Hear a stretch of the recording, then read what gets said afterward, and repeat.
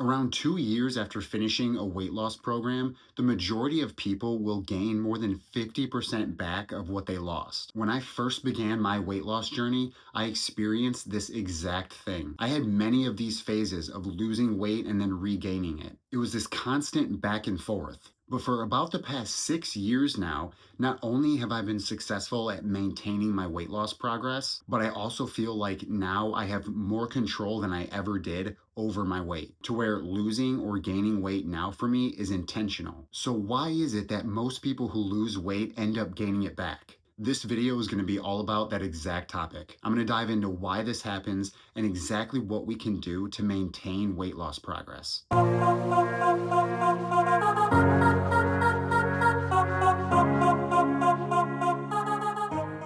Welcome back to the channel, guys, and welcome to the video. So going back to sort of my weight loss journey, one of the biggest mistakes I made was thinking that the process was temporary. I had this mindset that I had to grind it out for this certain period of time, work out really hard, be strict on my diet, and then eventually as time went on, I would hit my goal. But what I eventually ended up realizing is that this phase sort of lasted forever. And not only that, but the process also kept getting harder. I was over restricting. I was sort of trying to burn my way through calories to get in shape. We see this type of phase happen with a lot of people whose goal is weight loss. Whether it's jumping on some boot camp workout program or doing some sort of detox or a cleanse, or maybe you think I'm just gonna cut carbs or I wanna go keto. All of these options might sound great, but in the end, they're really just being used as these sort of quick fixes to get you where you wanna go. The idea is sort of that you just want the phase to be over with. You wanna make it to your goal as quick as possible and then just go back to what you were doing before. And this is the biggest area where people mess up. Not only are these methods sort of unsustainable, like these workout programs or these cleanses, but if you just go back to doing what you were doing before, then you're gonna end up in the same place that you ended up before. And this is exactly why people will gain the weight back. They either used or they were taught these unsustainable methods of weight loss. They had the mindset that it was just going to be this temporary period of time, and then afterwards, they just jump right back onto their old lifestyle.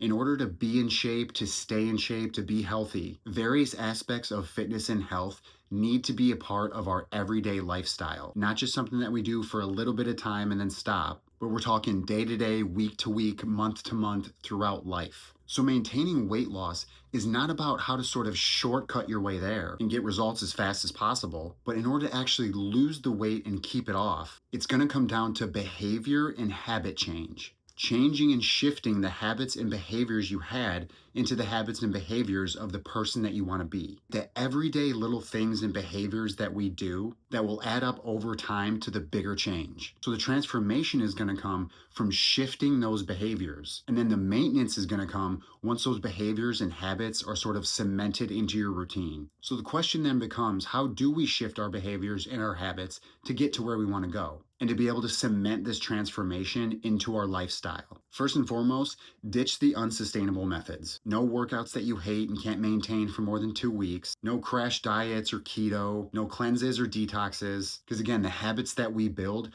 are going to be things that we're going to do on a daily basis. So for example, when it comes to exercise, the first and best change to make is simply focusing on daily movement and steps. Going for a 10 or 15-minute walk in the morning or after a meal. Just making sure that we're not too sedentary throughout the day. This is one of the easiest and most effective ways to start improving your fitness and to start improving your metabolism. And then there's also other things like setting up your environment for success. So for example, start buying things like fruits and vegetables and then leave those more out in the open so you can actually see them and they're easily accessible. When it comes to going to the gym, there's things like following a workout program, planning what days you're going to work out. Write it on a calendar, have a note in your phone. That way, mentally, you're already setting yourself up for success. And then tracking your progress so that way you know what works and what doesn't work, and you can see your change over time. And then simple ways to shift your sort of nutrition habits. Focus on little things like trying to get at least a serving or two of fruits and vegetables every day. Another really good one is trying to hit a certain fiber goal. Those are easy and simple, actionable things that you can do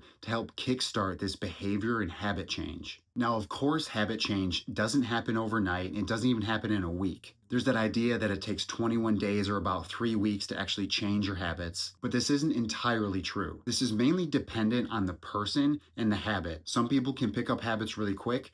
Other people, again, depending on the habit, it might take longer. But when trying to introduce a new behavior, try to stick with it for at least 2 to 3 months. And one of the reasons of why you should go for more than 21 days is because people make mistakes. When you're introducing new behaviors, you're not going to be able to get them perfectly every single time. Change can be difficult, but it is possible. And this also brings up the idea of sort of not expecting perfection, but rather focusing more on consistency and progress over time. We're not perfect. We're going to make mistakes. We're going to fall off track. The important thing is that we get back on track and stick to anywhere between 70 to about 90% consistency month to month. Over time, when you get used to these new behaviors and you start to see and feel the effects from them, that's what's going to make them stick. They'll become a permanent part of your routine and you won't even think about it anymore. And it's true that a lot of these new habits might not be very exciting. Like maybe you hate the idea of eating more fruits and vegetables or going on a walk. But the thing to remember though is that these habits are serving a higher purpose than just what we want.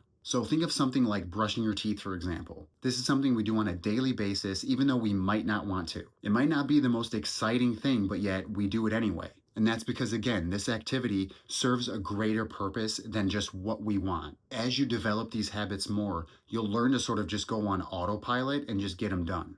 So all in all, guys, maintaining weight loss is going to come from small, sustainable habit changes that are going to not only transform your body, but they'll transform your life from the person you used to be into the person that you know you can be. People who are in shape and fit and healthy didn't get there from following some quick fix or doing some 8-week boot camp workout. They got there because they've adopted the habits and behaviors that are conducive to that type of lifestyle. Little things over time will add up to make the bigger change. Thank you guys for watching. I hope that was helpful. If you enjoyed, please like and subscribe for more of my fitness content. And if you've struggled with weight regain and finally want a plan that sticks and is customized to your needs, links below for online coaching and for my website. And with that being said, I'll see you guys in the next video.